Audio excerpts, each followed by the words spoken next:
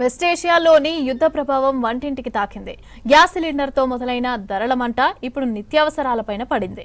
వంట నూనెలు సలసల కాగుతూ ఉండగా ఇక పప్పుల ధరలకు రెక్కలొచ్చాయి. ఇటు కమర్షియల్ గ్యాస్ కొరతతో చిన్న చితక హోటళ్లు, టిఫిన్ సెంటర్లు మూతపడుతున్నాయి.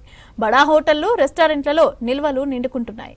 ఇటు పెట్రోల్, డీజిల్ నిల్వలు కూడా మరో నెల రోజులకు సరిపడా మాత్రమే ఉన్నట్లు పెట్రోల్ డీలర్ల సంఘం ప్రకటించింది.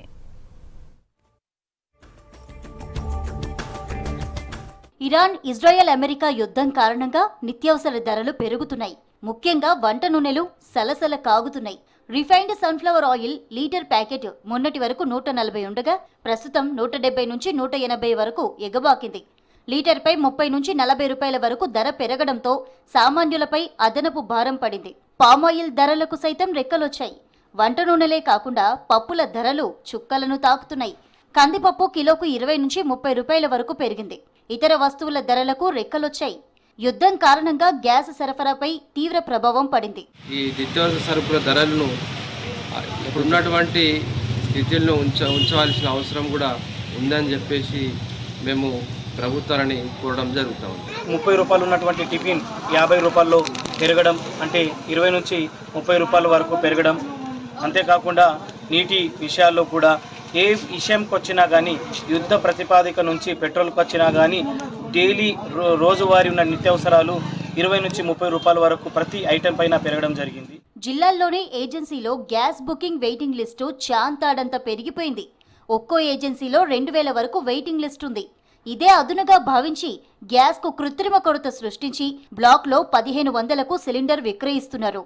కమర్షియల్ గ్యాస్ షార్టేజీతో చిన్న చితక హోటళ్లు మూతపడ్డాయి. బడా హోటళ్లు, రెస్టారెంట్లలోనూ గ్యాస్ నిల్వలు నిండుకున్నాయి.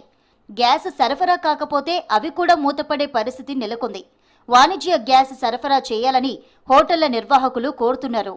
హోటళ్లు మూసేస్తే ప్రత్యక్షంగా, పరోక్షంగా వందలాది మంది ఉపాధికి గండి పడుతుందని చెబుతున్నారు హోటల్ నిర్వాహకులు.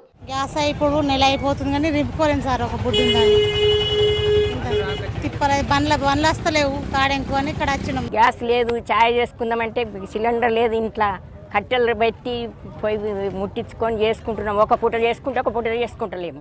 ఇరాన్ యుద్ధంతో గ్యాస్ సరఫరాపై తీవ్ర ప్రభావం పడగా పెట్రోల్, డీజిల్ కు ప్రస్తుతానికి ఎలాంటి కొరత లేదని పెట్రోల్ డీలర్ల సంఘం ప్రతినిధులు అంటున్నారు.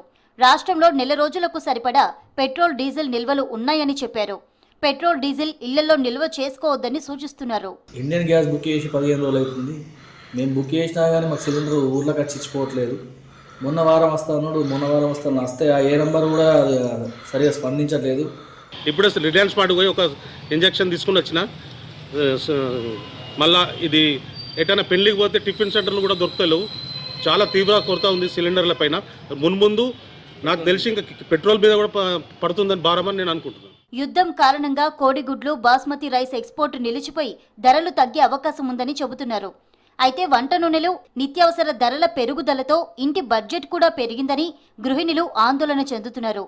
ధరలు సామాన్యులకు అందుబాటులో ఉంచేలా చొరవ చూపాలని కోరుతున్నారు. ప్రజలు కూడా ఎక్కడైతే బ్లాక్ మార్కెట్ సృష్టిస్తూ ఉన్నారో తక్షణమే స్థానిక ప్రభుత్వ యంత్రాంగానికి, కలెక్టర్ గారికి, ఎంఆర్ఓ గారికి, అవసరమైతే స్థానిక పోలీసులకు కూడా సమాచారం ఇచ్చి ఎక్కడికక్కడ ఈ బ్లాక్ మార్కెట్స్ని అడ్డుకోవాల్సిన బాధ్యత కూడా ప్రజల మీద ఉందని చెప్పేసి, నిజంగా పేద ప్రజలు ఇబ్బంది పడుతూ ఉన్నారు. ప్రజలకు ఇవి చేరే విధంగా చూడాలని చెప్పేసి మేము ఈ ప్రాంత వాసులుగా మేము కోరుతా ఉన్నాం.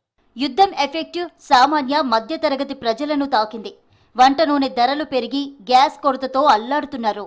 యుద్ధం సాకుతో వ్యాపారులు కృత్రిమ కొరత సృష్టించి ధరలు పెంచకుండా ప్రభుత్వం చర్యలు చేపట్టాల్సిన అవసరం ఉంది.